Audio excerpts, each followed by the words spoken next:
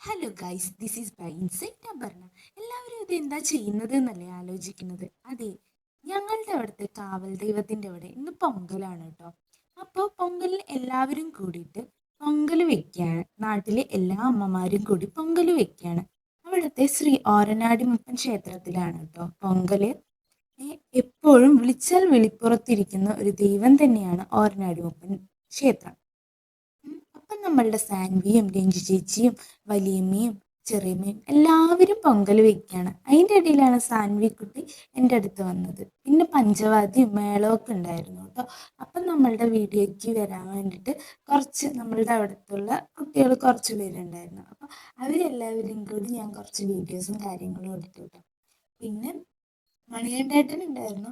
ആള് 2 സ്റ്റെപ്പൊക്കെ ഇട്ട് തന്നു. ഇവരുടെ മേളങ്ങളും സംഭവങ്ങളും ഒക്കെ ഉണ്ടാകുമ്പോൾ നമ്മളുടെ നാട്ടിലെ പൊങ്കലിന് നമ്മളുടെ കാവൽ ദൈവത്തിന്റെ അവിടെ നമ്മൾ വീഡിയോ എടുത്തില്ലെങ്കിൽ വേറെ ആരാ വീഡിയോ എടുക്കുന്നത് എന്ന് പറഞ്ഞിട്ടായിരുന്നു കേട്ടോ ഓരോ ഇത്. അപ്പൊ മണികണ്ഠേട്ടൻ 2 സ്റ്റെപ്പും ഫയറായിട്ട് ഇട്ട് തന്നതിന് ശേഷം ശരി ഇട്ടോ മായക്കുട്ടി എന്ന് പറഞ്ഞിട്ട് ഏട്ടൻ അവിടെ നിന്ന് പോയിട്ടോ. ഇത്രയൊക്കെ ഉള്ളൂ. പക്ഷേ ഓർനാട് മുപ്പൻ ക്ഷേത്രത്തെക്കുറിച്ച് കൂടുതൽ കഥകൾ അറിയാൻ ഫോളോ ചെയ്യുക.